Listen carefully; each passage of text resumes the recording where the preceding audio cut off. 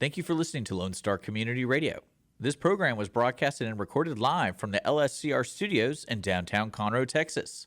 Lone Star Community Radio is supported by listeners like you. Donate and sponsor today. For more information on getting involved with Lone Star Community Radio, contact us at lscrstudios@gmail.com or visit us online at www.irlonestar.com. Hey everybody, welcome to Lone Star Community Radio, Texas Songwriters Alliance, Audio Impact. I am your host, Alex Lozano, and we have special guest performer, guitarist, great guitarist, and producer, Erich Avinger. And before we get started, I have a new segment called Shows I Recommend, so I'm going to go ahead and recommend these shows. So this coming Thursday, my good friend Lightning Rob is going to be at the Horse Rock Bar off of Egret Bay Boulevard tonight, Thursday night, and that's also in the same parking lot as a famous bar called Scout Bar. And then the long-running Rock the Dot concert series at the Kima Boardwalk is every Thursday night, just so you know. It's absolutely free. And if you're around that area, South Houston, Friendswood area, Clear Lake, Galveston, I would definitely highly recommend it. And then here in Spring, Texas, we have country singer Palmer Anthony this Friday at Rowdy's here in Spring, Texas. Also, I want to tell you about a brand new venue, hopefully I'm going to be working with here in the near future in Tomball. It's 403 Eats, and they call it Behind the Fences. It's a new venue. It's a big food park, and it's a pretty amazing place, the way they put on shows there. Also, I've got Lynn Smith, Plus on Cue at the MB Speakeasy in Old Town Spring. And then Saturday, I have at Marshall's Tavern here in beautiful downtown Conroe. At Marshall's Tavern, we have the Kaleidoscope Project. And that's Sadie Mae. She's a really fantastic female guitar player, really knows what she's doing. And then this Saturday, I'm real excited about this show. They're out of Austin, Texas. They're the Peterson Brothers, and they are opening up for my good friend and the station's good friend, and one of the first artists band that we've ever had here, my good friends and $1 Million Red, Jordan Ramos, DeMarco Ware, and the rest of the fellas at the Continental Club this Saturday. They go on about 10 o'clock, but I'd get there early to see the Peterson Brothers because they are next level dynamic duo. And then last but not least, we have the Kings of Southern Rock, the Allman Brothers, and Leonard Skinner tribute bands at the world-famous Dan Electro's guitar. So without further ado, we're going to get with my good friend. I'm wearing his shirt. He's probably one of his biggest fans, pound for pound. Ladies and gentlemen, put your hands together for my good friend, Erich Avinger. How you doing, Erich? Oh, I'm doing great. Alex, how you doing, man? Chilling like Bob Dylan. Good, man. Good. Sounding good, as usual. So tell us about the first song that we're going to hear, and what we're looking forward to. Okay. Here's sort of what I've been up to. Is I was planning. I've been in New Orleans, but I was planning when I went out there to do a lot of playing, but then the COVID-19, the lockdown. So I just hunkered down in my studio, and I've been working on a bunch of different tracks and things like that. And so I have some tracks that I brought. I've got them with me here, and they're not finished, but they're getting close. They need sort of like a final guitar on them, and so I'll sit here and play a reasonable facsimile of a final guitar on top of these, so you can hear what I'm working on. But I'll play a little too. I thought it'd be more interesting that way. If you're a guitar player and you love guitar playing and all instruments, you guys are in for a treat. Erich Avinger is a world-class guitar player. As far as I'm concerned, I consider him a musical genius, but that's just my opinion. He's also a world-class wooden flute player. No metal ever touches his lips. So once again, without further ado, my good friend, Erich Avinger. Okay, I'll give you some kind of little intro or something maybe.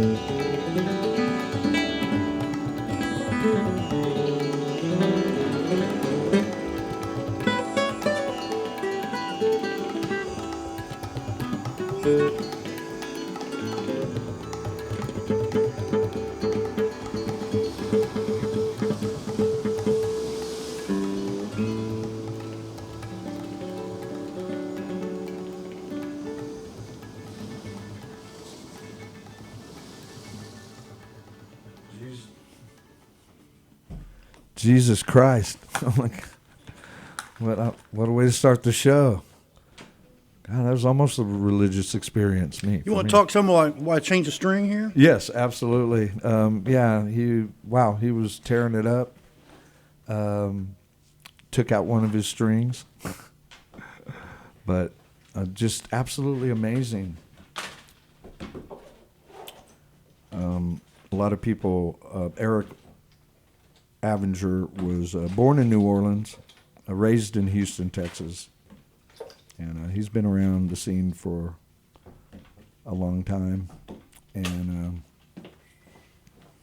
he's also a really fantastic producer too. So if you need some work done and you want to work with one of the best, definitely get a hold of me or Erich. And I don't know if I'm one of the best, but I sure do like stuff outside the norm. That's you, man. You resemble that remark. Right. I'll tell you a little bit about that piece. I wrote that piece some years ago when I was living in Italy. I started trying to write it, and my girlfriend at the time was a beautiful woman who was half Brazilian and half Spanish. Yummy. Well, the Spanish side made her a little mean, but that's okay. I loved her. And we were hanging out in Italy at the Piazza Santa Maria Novella, which is an ancient church. This church is with a big piazza in the front. This church is so old that it doesn't have a cross on it. It has a sun. It used to be a house of sun worshipers. Ooh. That's how old this place is. Before crosses. I mean, over 1,000 years old. Yeah, right. This stuff. And we were standing there, and all of a sudden these birds, these starlings, I think they call them. You ever heard of a mesmer? Yeah. A bunch of birds get together and they move in these geometrical fashions. Well, this mesmer came up where they were circling like a tornado up in the air. Wow. And then the birds, when they got to the top, they dive bomb down the middle of it, back down to the bottom of it, and circle up again. And we stood there for 20 minutes and watched that. There must be 1,000 birds. It was just enormous. And I thought, if I could, in sync. Yeah, I thought if I could ever write a piece of music that could get the musical picture of those birds cycling up and down like that. Yeah. So you have this tune, you probably at the same time just so they're going up and down and cycling, trying to make. I think I failed, but I really tried to get those birds to fly, man.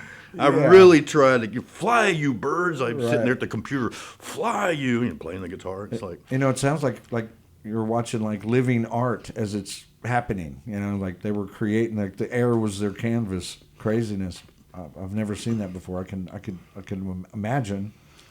Well, my girlfriend, who's half Brazilian and half Spanish. Well, the flamenco elements in the song are the Spanish, and it's got the Brazilian groove in there for the Brazilian. So it was like a snapshot, an emotional snapshot of a moment, in time. And I thought maybe my tunes are too autobiographical. I mean, it's not all about you. It's not all about me. But yeah, that one's definitely about me. I must say. Mia. That was about the Mia. So. Yeah, that's a lot of hot-blooded women there, Brazilian and Spanish there. Well, these are a brand new set of strings. I just don't know why this thing popped like that. That's crazy. That's because I was just bending it too hard. Isn't that right? Oh yeah, you were torturing it. I had first row seat, and I'm telling you, you were like the exaggeration of a rubber band was what I was looking at. So. Right. So when that happens, you just look around. Is there another guitar here? You just grab it and go. Really and you did. You went right from electric to that classical guitar, and she's a beaut. Okay, well, keep it interesting, man. Do you have any gigs coming up in Houston anytime? You're just doing a whole bunch of studio work and. Yeah, working on my own stuff, and right. I had a recent death in the family, and so I've been processing all that kind of stuff. Right. As anybody who's had that happen knows what that's into. And I'm sort of, maybe I'm coming back to Houston, it looks like. Oh, to hang for a little bit? Or well, no, I mean, just, I'm looking, I'll come back based in Houston again. Right, that's awesome. Yeah, that's awesome. I'll be looking to do some things, and because I'll be booking some gigs and maybe take some students and make some records and, just see what happens. Well, I know one thing for sure. If I decide to ask Carol, oh my God, you're gonna have to totally wipe that out there. My bad. My girl Kimberly. If I decided to ask her to marry me. Can I play at your funeral? I mean, your wedding? Oh, shit. You already knew that, yeah. But yeah. I plan on turning our wedding. I'm sorry, if it Kimberly. goes down. I was just joking. Yeah, and if I decide to marry her, and it looks like I definitely want to, it's all up to her, basically. We talked about it last night that I'm gonna turn my wedding into a music festival. So I'm going to invite all of my great friends, and I think I'll probably have you headline it and play at my wedding. That would be your gift to me. Oh, that'd be great. Well, you're going to pay me too, right? Well, of course, absolutely. That way I can hire some great cats. Right, yeah. No worries. Yeah, it'll be a lot of fun. Like I said, marriage scares the hell out of me, but when you got a girl that's military grade, and she supports your music, and she can actually sing too. She's like one of those shower singers. Are you going to be coming out with a full-length CD before the end of the year, or just little bits and pieces? Or some of these tunes that I'm playing for you today, are going to be off of that. Yeah. And so nobody's ever heard any of this stuff. No, it's blown my mind because I'd never heard it, and you always share your music with me, and I was like, no, I've never heard this before. And, as far as like releasing a record, I mean, we don't even hardly know what that means anymore. Right. Well, you're going to release it on Spotify or put it on vinyl so you actually have something you can sell to people. I mean, I don't know. Find a label or put it up yourself, or I don't really think about it much. Just I honestly, if I can just finish the music, right, it'd be enough for me. And me, I think you should come out with the Erich Avinger Christmas record. Oh, that would be great. That would be great. I love those old Christmas songs. Oh, I bet you could shred on some of them. Well, that would be something to do, wouldn't it? Oh yeah. If I did like something like that, I would get all of my friends and give them one song to do a Christmas record, and we could do good and well at the same time. Now, Avinger, take it easy on those poor strings. I know what you want. You want a death metal Christmas record, Lozano. That's what you want. You know me too well. I do. He reads me like a thin paperback book, y'all. Don't they have one of those already? Didn't someone do No. But no, not death metal. You got to understand the singers a little bit, No, but yeah, that would be awesome. I hope you at least release a few singles and, just feed us, feed the machine that the music lovers that appreciate really, really great guitar playing and wooden flute playing. Yeah, you guys are going to find out Erich is also a world-class wooden flute player. Yeah, I'll dial some of that up for you in a minute. And his lips never touch metal. Only wooden flutes, just like Kane from Kung Fu. Well, they're not wooden, actually. They're bamboo, right? My bad, bamboo, flute master. From the Assam region of India, where you can get a long piece of bamboo with no joints in it. Oh. So it's like a rare sort of thing. And they're open hole. They're open holes. There's no keys or anything, so you have to get your extra notes by half holing to get the extra notes out of it and stuff. Yeah.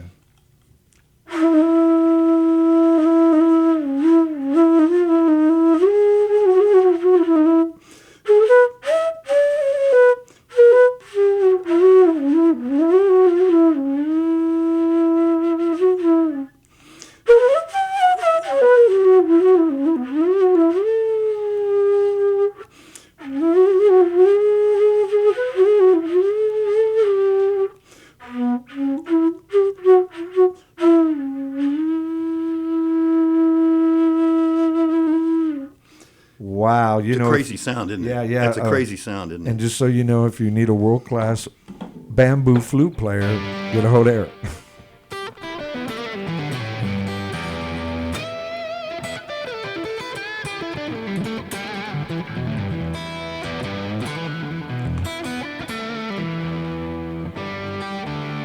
What's the name of the next track you're going to play for us, Erich? Well, that one, the last one was called "The Birds of Santa Maria Novella," but it's probably a work title.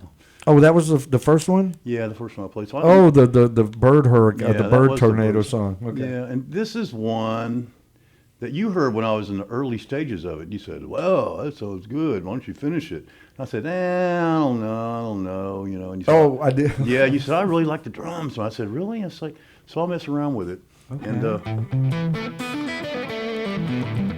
this one just sort of started out many years ago as a acoustic guitar piece. What's the name again? I'm calling it Christina's Waltz. I just named it for a friend of mine's daughter who's really beautiful and smart. But it's not really a waltz, I mean, you can count it like, 1, 2, 3, 1, 2, 3, right. 1, 2, 3, 1, 2, 1, 2, 3, 1, 2, 3, 1, 2, 3, 1, 2, 3, 1, 2, 3, so it kind of like you can hear it both ways. Right. And I think it's pretty cool. Maybe you'll like it. And I did too.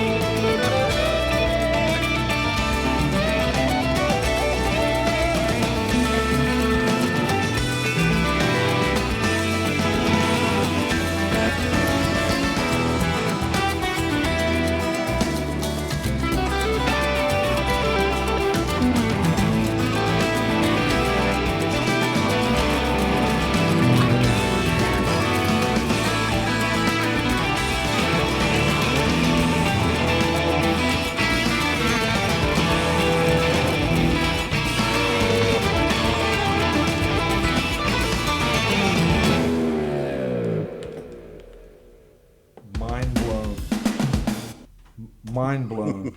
Wow. You know that. He goes diddly diddly diddly diddly. It's like an Irish thing. And originally, I wrote this for a girlfriend that was an Irish freak, and they like that Irish music. But she just, man, she wouldn't stop fighting. So I thought, well, I'll just make it like this will be an argument between this woman and me. And she goes me me me me me, and I go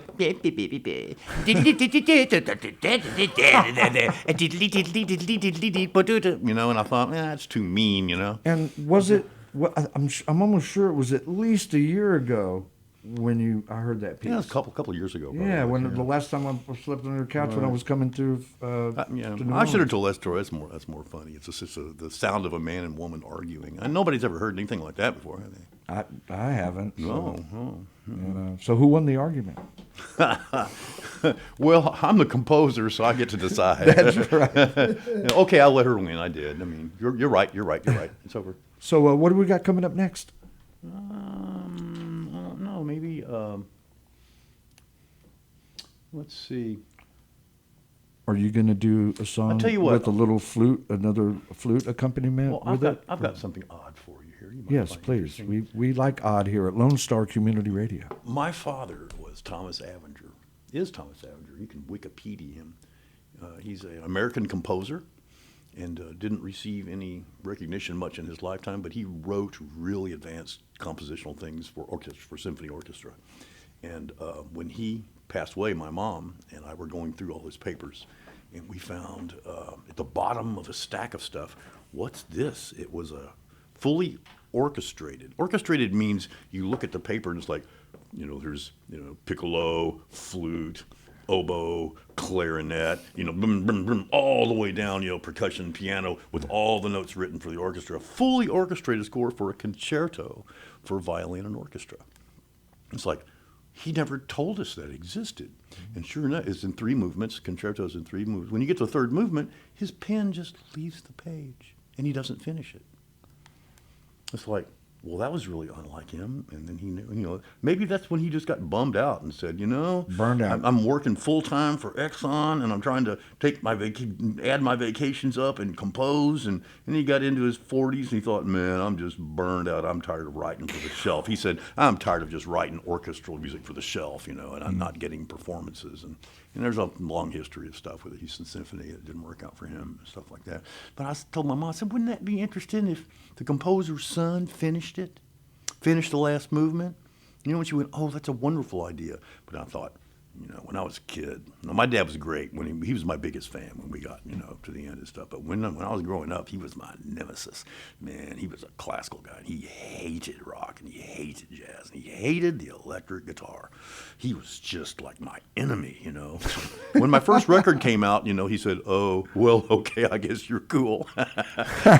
It's funny, so anybody who's young, who's listening to this, patience. Patience is the highest virtue, especially when it comes to family, Patience, But anyway, right. I did it. I finished the last movement. I've got all 3 of them here, but let me just give you the last movement. And I thought, instead of putting a violin on there, I'm going to play a violin part on an electric guitar. Oh, wow. Yeah. So here you go, Dad. Here's your unfinished concerto with the electric guitar by your son. It's like, I thought it made a great story. And he's up there going, But don't let me make it sound light. Man, it's the hardest thing I ever did in my life, I mean, I never orchestrated anything for orchestra, and stuff. And you get it with a virtual orchestra, so it's all kind of mocked up. And maybe we'll get a real performance off of it. I don't know. But here, What's the name of the song? Well, it's concerto for violin and orchestra. Oh. But now it's concerto for electric guitar and orchestra. And here's the last movement that I finished. Okay.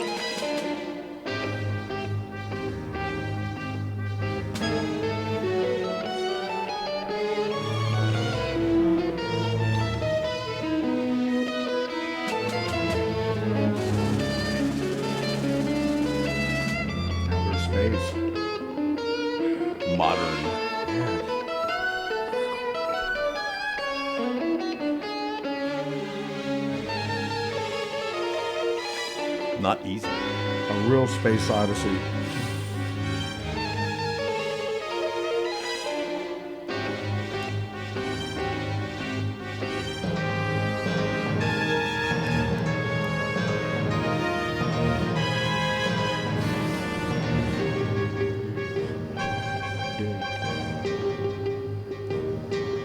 Check this out.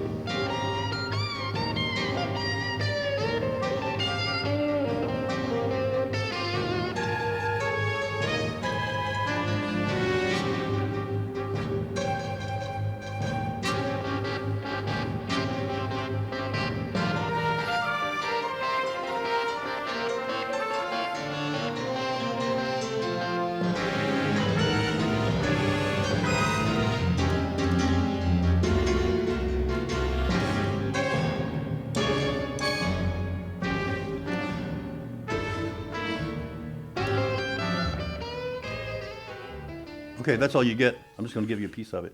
Well, that was Star Trek, man. Space Odyssey. Wow, it was. Well, that's my dad, you know. Right.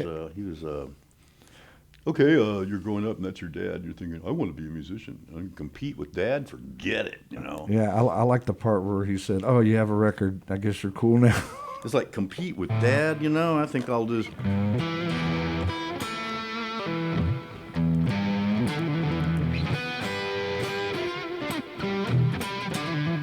All the music he hated.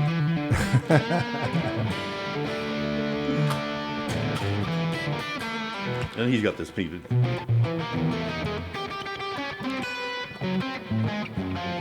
He sounds everything sounds like that, you know. Yeah, probably drove him bananas. I don't know why I said I'm going to do this. I'm going to finish this. Well, okay. Oh, what's the next song you got coming up, Eric? Well, I don't know. Because I still have a few questions I want to ask you.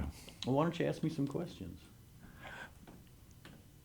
Well, okay. Well, I'll tell you what. Let's jam one more, and then I got a few questions for you. Okay, I'll do you an acoustic one this time. Oh yes, please do. Yeah, we have some amazing shows coming up. Like I said, $1 Million Red is going to be at the Continental Club, and got a Skinner Allman Brothers band. I think it was Dickie Betts, Allman Brothers. I know he's one of the guitar players for sure. Well, yeah, Dickie Betts, and you might as well use that as a pivot, you know, to what just happened just a couple of nights ago. Oh, Mark May. Yeah, who played with Dickie Betts. Yeah, he his did band play Great with them. Southern, and he left us in a horrible car crash on Telephone Road. Yeah. Night before last, isn't that right? Yeah, phenomenal player. He was actually my first interview I did in Music News with the late great Mark May, who just passed away a few days ago. He was in a horrible car accident off a Telephone Road coming back from a gig. I do believe at Katie's in Santa Fe. I'm not sure, but I know it's over there close to Galveston. But yeah, a lot of people are going to miss him. He was an amazing player, and God rest his soul, Mark May. He's going to be jamming with all the good ones. What's the name of this piece? Oh, I don't know. Why don't I just make something up for you? Oh, okay, cool. Little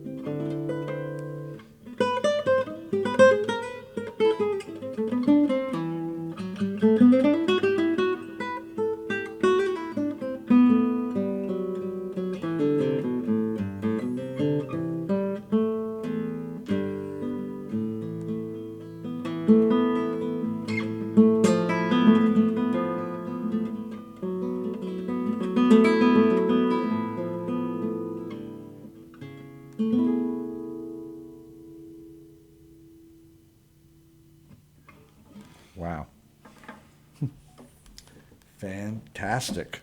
Erich Avinger, ladies and gentlemen, world-class guitar player, music sensei to a few people, I'm sure, and world-class wooden flute, bamboo flute. I almost messed that up here.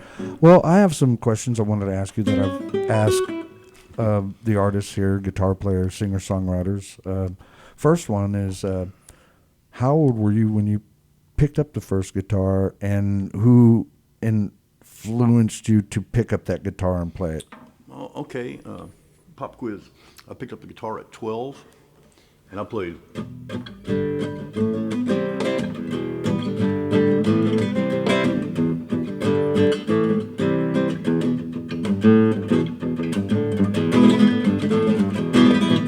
know the song. I can't. I'm not just stepping stone. Oh my God. First thing I ever played was the Monkees, man.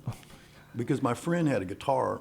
I had this sort of rich friend, and his mom always bought him all this junk. He just threw it in the closet, you know. And I went over his house one time. What's this?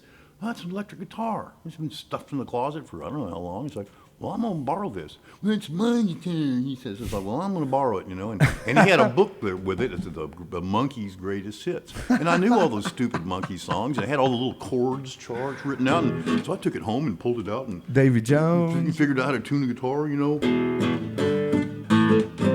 So that's how I got started. Like so many people, you know, you started with rock, and you know, you start out with the music that all your friends are listening to. But you started with the Monkees. I did not start with classical music. I came to classical music and jazz on my own through mostly through a process of self-education. I did not have music lessons growing up. We didn't have any money. Family didn't have any money. My dad was a composer, but we didn't have money for music lessons. So. Right. You know, so I was privileged. I feel really privileged to have been exposed to such high art in my family, and you know, we had Bach, you know, and all the great classics. And when my mother was pregnant with me, she used to go to the museum, and when the guard wasn't looking, she'd reach and touch the Van Gogh, and let the Van Gogh go into her belly, you know. And wow, that was nuts. Well, you know, Van Gogh was crazy, right? So I'm sure that's why that's why I'm so messed up, you know. Got that Van Gogh, you know what I mean? Oh, whatever, man. You got a little Van Gogh in you there. Right. So, like so many people, you know, we come up with rock and roll, and then I think the rule is, it's not a rule, I think it's a rule if you're smart, is to go toward what appeals to you. Yeah, what makes and you forget feel good. Everybody else. And if it appeals to you, then go toward it. And maybe you'll be a success, or maybe you won't, or maybe you'll make money. That sounds like a life lesson. You know, whatever you do, just do it to the best of your abilities. Well, right. And if you have to get a job, well, then you do what doesn't appeal to you because they pay you or something. And that's like reality there too. You know, right. But for music. You know, and I caught a lot of crap from it too. What appealed to me, my dad hated, and then when I got into jazz, all my friends thought I'd lost my mind. Like, ew, well, that's awful. That's Ew, we weird. hate that. And I say, well, I hate to leave you behind, guys, you know, but I have to I'm travel advanced. my path. You That's know, right. and, you know, I know you didn't. Well, I think you told me that you didn't have a whole lot of electric guitar influences, but if there were 3 of them. In any particular order, and you can put them 1, 2, 3, or 3, 4. Well, that's interesting because I know the generation you're from, all the electric guitarists and bands that you like. I was already off into jazz and classical music by the time those guys came out. Okay. So, and that's why you would think, you know, that I don't have a lot of electric guitar influences. Do you? Because I think you know. A part of your tone, a little bit to me, has always sounded a little bit like a guy called Hendrix. Hendrix and Clapton were the big guys, you know, and then Duane Allman, of course, who could, you know, play the most simple things and Dickie Betts, and so that's the stuff that I really learned how to play. I learned how to play all the guitar solos off of Live at the Fillmore, and I learned a couple of Cream things, some blues. Was there a guitar player named Montgomery West? Leslie, you talking about Leslie West? Leslie West. Oh yeah, My Mountain. bad. Oh, fantastic. I would say that he was a great influence too, but nobody could get that tone. Nobody could get that vibrato. You know, it's like, oh, I just loved it. So yeah, that's how I got into it, and it was a strange little. I won't get too into it. It's a strange little piece of American history that that music was all so happening. It was fresh, and there was Cream, and there was Hendrix, and there was like wow, it was like this explosion of great '60s music, and then it just poof, it all just came to an end. Poof, like what? The Allman Brothers broke up, and then Jimi Hendrix died. Like somebody pulled the emergency stop on the train. Right, and it's like, and then the rock just went kind of real commercial. The rock used to be about, spiritual questions of life, and maybe like Bob Dylan speaking truth to power stuff. And lots of acid. Yeah. And then all of a sudden it was like, throbbing gristle on the dance floor, lusty, come on backstage, baby. It all kind of went into that stuff, but then that even all the blues rock stuff vanished for like 10 years and didn't come back until Stevie Ray Vaughan came out. When Stevie came out, it was so big that the Allman Brothers were able to reform. All those bands were able to get back together again and kick it off. Because he made it popular again. Yeah, he made, blues rock became like a thing. Cool, yeah. It's like blues rock guitar. And I thought when he played the blues, it matched his voice. I don't think he tried to sing. If you know what I mean. It was just natural. Let me make a little blues song and dedicate it to Stevie Ray, okay? Okay. It's not going to sound like Stevie. I'm just going to dedicate it to him. Okay.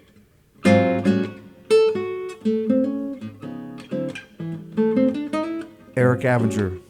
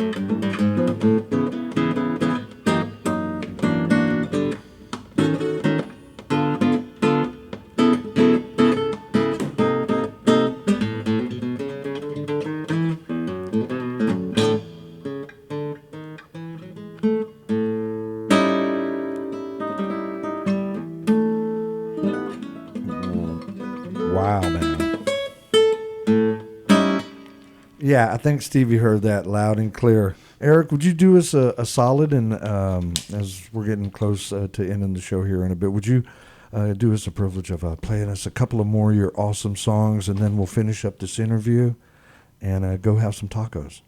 Oh, tacos. Well, I want to really thank our host. I need to lower my voice if I want to talk to Alex. I need to thank my host, Alex Lozano, for having me on the show. And he has the best broadcaster voice, and he picks really interesting guests. I don't know why he picked me, though.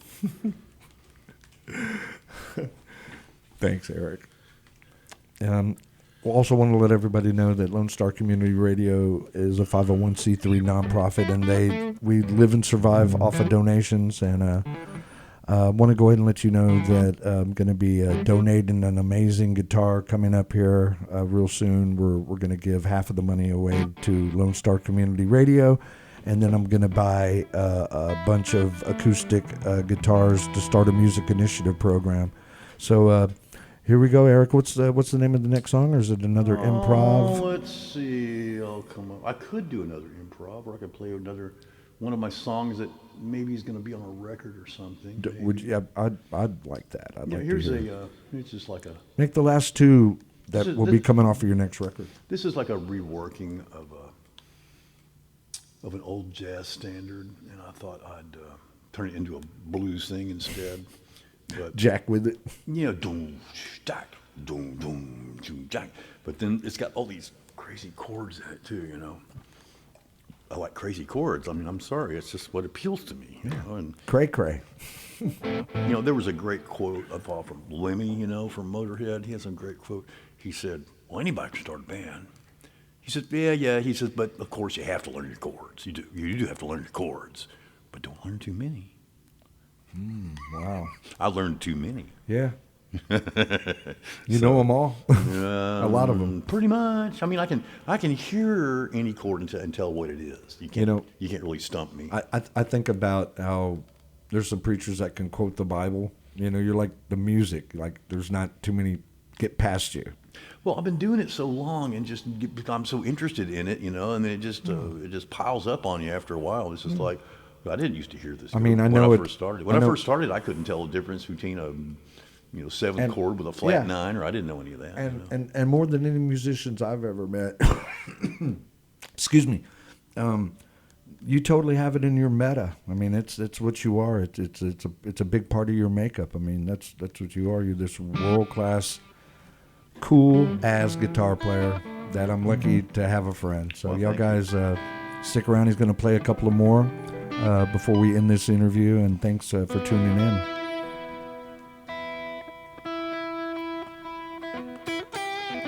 What's the name of this piece, Eric? I'm not going to say. Because I don't know what the royalty situation is over here.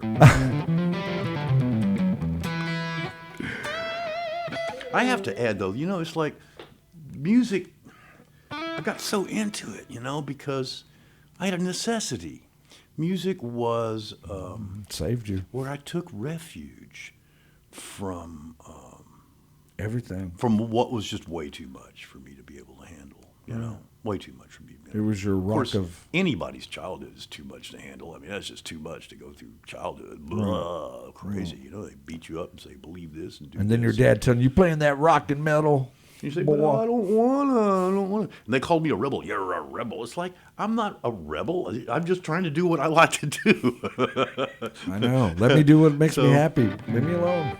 And music, I mean, it looks to me like it's a path straight to God if you go all the way with it, and you put your heart in it and you love it, or a path to, if you don't like that word God, I don't know, fill your own in, but to whatever that mystical inner thing is, you get like a whole inner world out of it. Right. And you get to share it with people. It's like, well, I always thought if I could find anything better than music, then I'll stop doing music and go do that. Right. It's like, nope. Well, you don't suck at it, that's for sure. Well, of course, you always think you do. That's why you always want to practice and get better. Right, and push yourself. Well, let's see if I can even remember these chords. Probably not. We'll see what happens.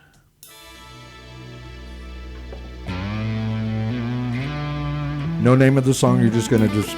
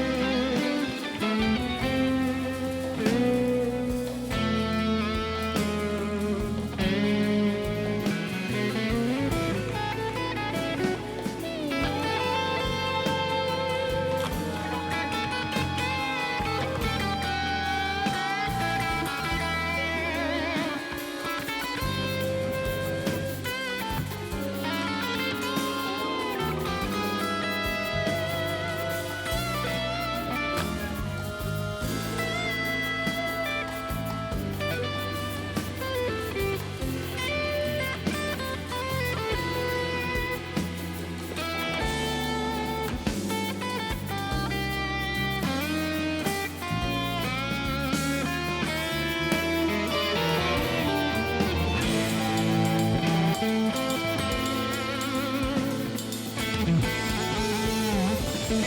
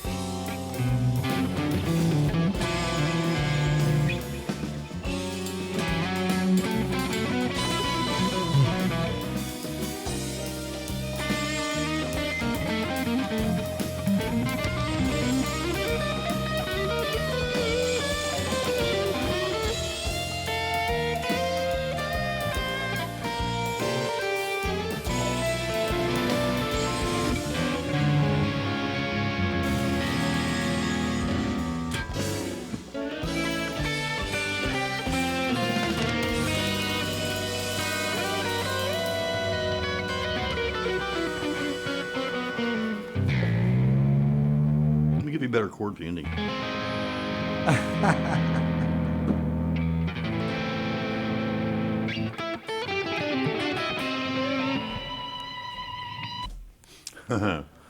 Wow, another banger of a song. You got 2 minutes for one more? Or are we done? Oh no. We can a couple of more. One more, and then we can finish it up. Yes. Oh, we'll check this out. Let's see.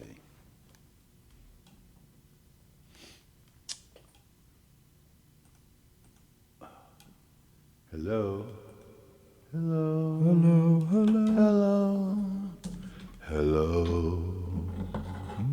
You can tell I brought my own reverb. No, this studio's so great, man. I just tell them, give me some more reverb. Whoa, and they just give it to me. And I go, they got everything here, man.